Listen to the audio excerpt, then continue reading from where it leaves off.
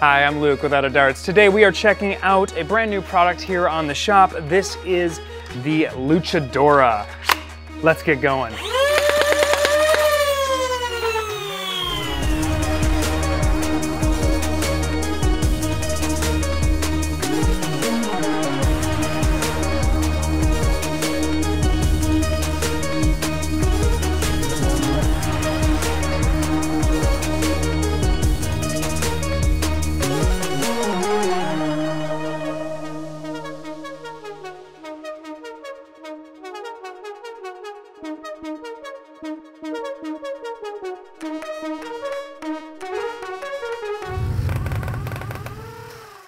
This is Luchadora. Luchadora is a variant of the Cagefighter designed for us by Radio Silence 187.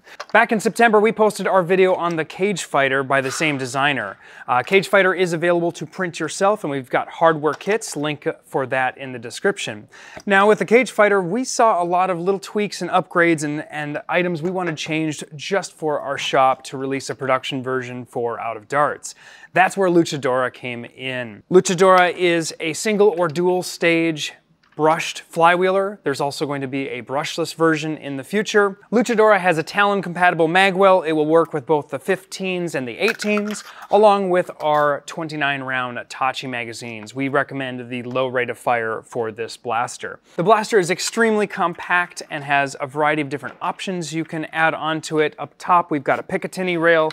In the back, you've got an option to either have a stock, an end strike stock, or just a sling point, which personally is my favorite because I think this blaster excels at close quarters battles or CQB. The blaster is very comfortable. It's got two triggers, so you can either rev and fire, or with the wiring you can actually just pull the fire trigger if you just want to have a single trigger.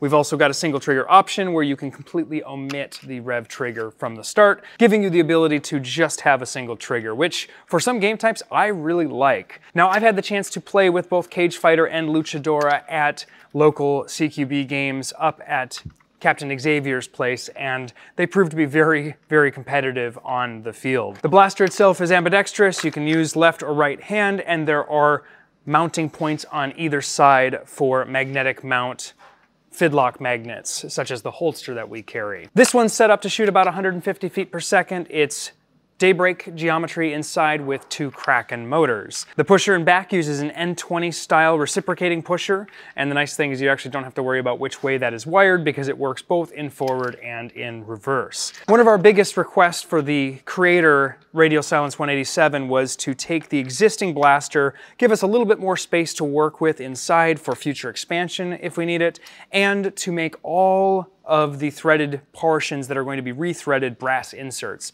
This way, no matter how many times you thread and rethread these parts, they're going into brass inserts rather than directly into the plastic like they were on the Cagefighter. These brass inserts do up the cost a little bit, and they do take a little bit more time for us to install here at the shop, but ultimately it yields a much better product in the end. We've got a color picker set up on the website, so you can get these in a huge range of colors and different combos. We're also willing to take on custom orders if that's something you're interested in. That's almost a Captain Xavier color scheme right there by accident.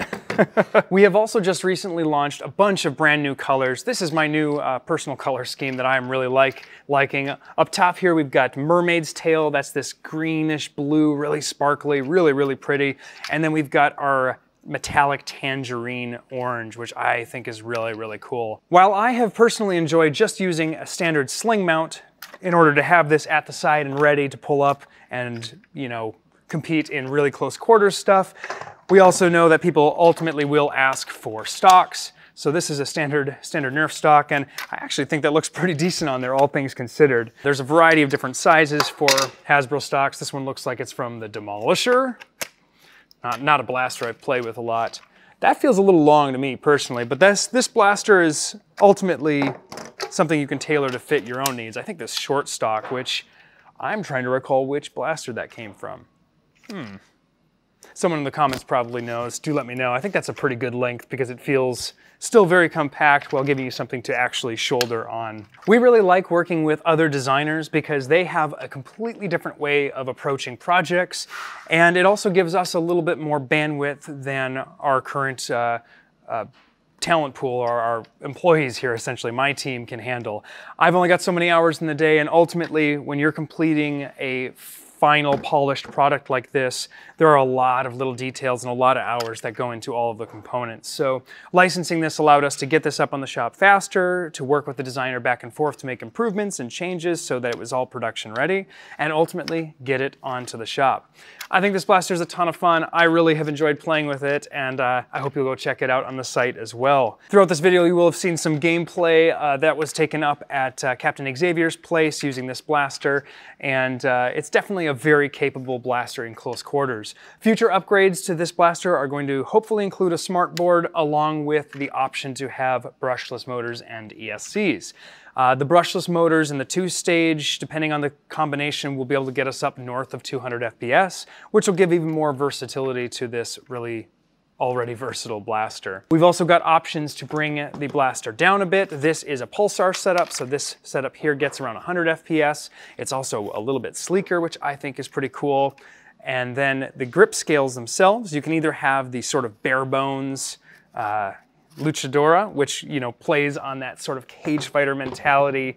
There's nothing else that you need there. It's nice and scrappy and minimalist. Or if you prefer to have them filled in, we've got grip scales that sort of complete that look. Here at Out of Darts, we're definitely looking to have more blasters as time goes on. We really like to have completed products, but each one of these goes through a pretty rigorous set of tests and planning and just making sure that it's viable for production at our level and that we can keep the quality control up for all of you.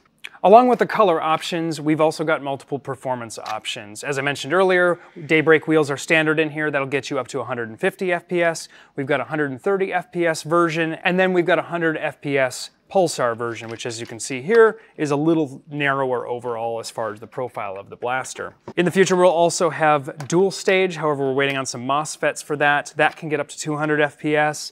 And then ultimately, we're hoping to have brushless variants, which will get even higher. We're doing things a little differently on this one. As far as when you were actually looking at this on the listing, the FPS ratings are very specific. Instead of talking about the actual cage setup, we're more talking about the actual results.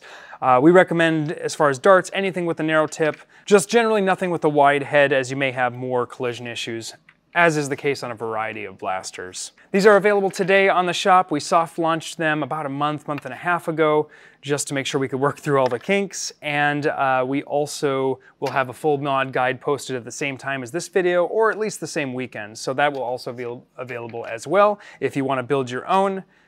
Additionally, we do offer them completely built, ready to fire and tested in shop, so you can receive it in ready to play form. Thank you so much for watching. I hope you enjoyed this product spotlight. Obviously, this is a product, I don't know how to disclaim that other than we are obviously selling this, so this is a promotional video for my own shop. That should be pretty darn apparent. We'll try not to make this entire channel product videos, but anytime we've got a big launch like this, we definitely want to share it with you. Until next time, I'm Out of Darts. For real this time, too.